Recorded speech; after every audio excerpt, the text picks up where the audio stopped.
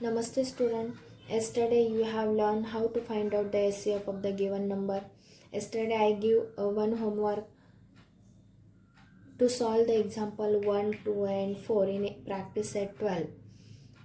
But काही विद्यार्थ्यांना हे एक्झाम्पल्स काल मी होमवर्कसाठी दिले होते, परंतु ते काही समजले नाही आहेत किंवा काही जणांनी सोडवलेले आहेत छान, पण कॉमन फॅक्टर्स कसे काढायचे ते थोडेसे चुकलेले आहेत. त्यासाठी तुम्हाला हा प्रॅक्टिस सेट 12मधील 1, 2 अँड 4 एक्झाम्पल इथे मी तुम्हाला सॉल्व करून दिलेले आहेत.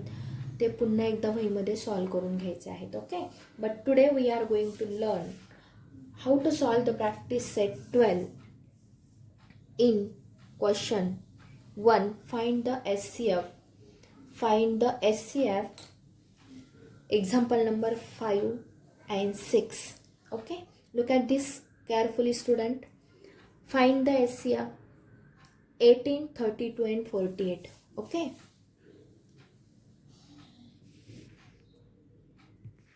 तर आपल्याला 18चे फॅक्टर्स पाडायचे आहेत. So 18 here right down. 18चे फॅक्टर्स पडतात 2 into 9 that is 18 is equal to as it is right down 2 into 9चे फॅक्टर्स पडतात 3 into 3 that is 9. Okay, then 32चे फॅक्टर्स काय पडतात 2 into 16 दॅट इज 16 दुणे 32. Okay, so 2 as it is right down. 16चे factors पडतात 2 into 8. Okay, then 2 into 2 into 8चे factors पडतात 2 into 4. Okay, then 2 into 2 into 2 as it is right down 3 times 2 into as it is 4चे factors पडतात 2 into 2. Okay, याच्या पलीकडे याचे factors पडत नाही आहेत.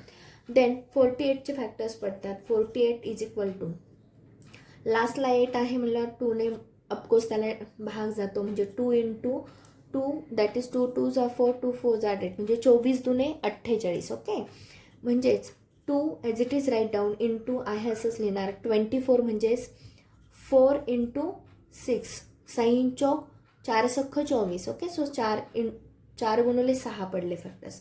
2 आहे असंच इज इक्वल 2 into 4चे फॅक्टर्स 2 into 2 पडतात into as it is right down 6चे फॅक्टर 2 into 3. ओके, असे हे तुमचे फॅक्टर्स पडतात. 18चे फॅक्टर्स आहे 32 अँड 48चे फॅक्टर्स. आता मला सांगा common factor what is mean by SCF. SCF it means that तिघांमधला जो कॉमन फॅक्टर येतील त्या कॉमन फॅक्टरचं मल्टिप्लिकेशन म्हणजेच काय असतो आपला SCF असतो. सो तुम्ही इथे पहा बरं, आता कॉमन फॅक्टर काय काय येतात त्याच्यामध्ये. Look at this carefully student. आता इथे मला सांगा इथे की 2 आहे.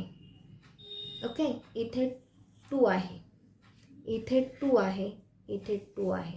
ओके, आता तुम्ही म्हणाल इथे 2 इथे 4 times 2 आहे, इथे 3 times 2 आहे, पण इथे 2 times 3 आहे. आता इथे तिघांमध्ये कॉमन असणारा 2 हा एकमेव फॅक्टर आहे, बरोबर आहे. पण आता इथे 3 आहे, तर इथे 3 आहे पण इथे 3 नाही आहे. मग हा फॅक्टर आपल्याला कॉमन घेता येणार नाही. कॉमन फॅक्टर म्हणजे तिघांमध्ये पण तो एकच फॅक्टर असायला हवा. जसे की इथे 2 आहे, इथे 2 आहे, इथे 2 आहे. ओके, इथे 2 आहे, इथे पण 2 आहे, पण इथे 2 परत नाही आहे ना, म्हणजे हा 2 हा कॉमन फॅक्टर घेता येणार नाही परत. फक्त हा एकमेव 2 हा एकमेव कॉमन फॅक्टर आहे की तो तुमचा काय आहे तिघांमध्ये कॉमन आहे. ओके, कॉमन फॅक्टर कोणता आहे इथे ओनली 2 आहे, बरोबर. म्हणजेच इथे तुमचा SCF काय येईल SCF ऑफ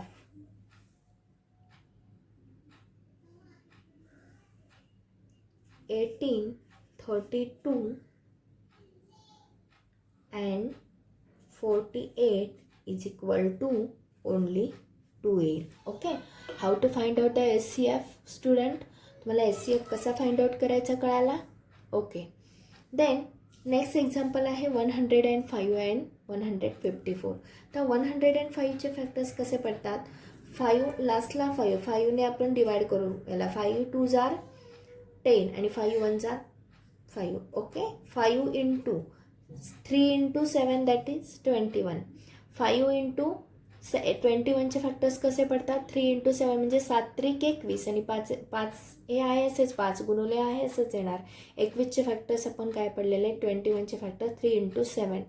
ओके, याच्या पलीकडे हा फॅक्टर्स पडू शकत नाही. देन 154चे फॅक्टर्स कसे पडतात, तर कितीने भाग जाणार याला, आता 2ने मल्टिप्लाय डिवाइड करा बघायला. 2 7 जार 14, only remaining 1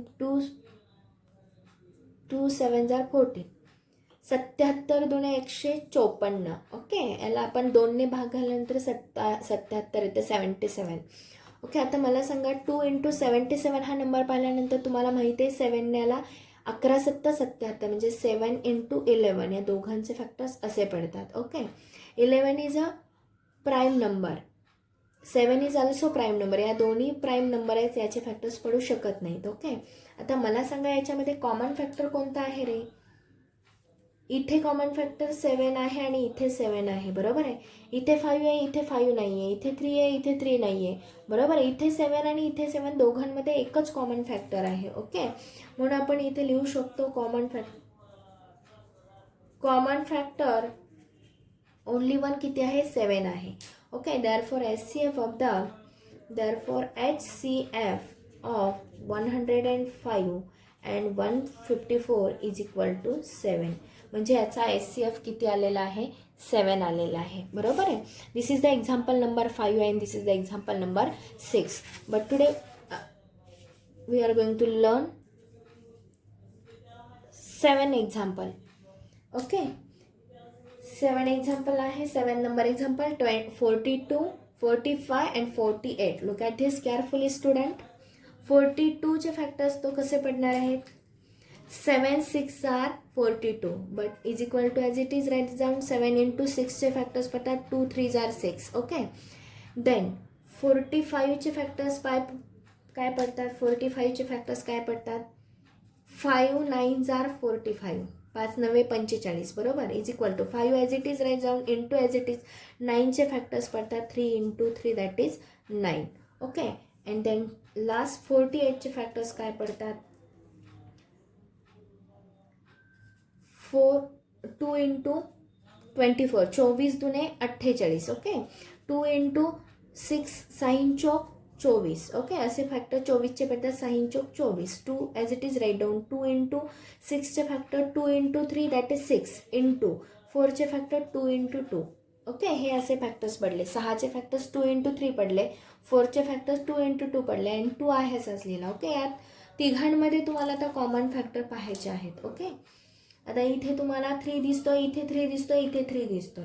look at this carefully student. इथे तुम्हाला 3 दिसतोय, इथे तुम्हाला 3 दिसतोय, इथे पण तुम्हाला 3 दिसतोय आणि इथे पण तुम्हाला 3 दिसतोय. तिघांमध्ये कॉमन असणारा हवा आहे, बरोबर आहे. बाकी कोणताच फॅक्टर याच्यामध्ये मला वाटतं कॉमन दिसत नाही आहे, कारण इथे 7 आहे, इथे 7 नाही, इथे 7 नाही, इथे 3 आहे पण इथे परत एक 3 नाही आहे. सो म्हणजे एकच कॉमन फॅक्टर आहे तुमचा. कॉमन फॅक्टर कोणता आहे, इज इक्वल टू 3 आहे. म्हणून HCF काय येणार आहे तुमचा, HCF is equal HCF of 42 45 and 48 is equal to only 3. Okay, हा तुमचा HCF असणार आहे. Do you understand student how to solve this example based upon the finding HCF. तुम्हाला HCF फाइंड कसा करायचा हे तुम्हाला कळलेलं आहे. ओके, do you understand, yes. Okay, thank you.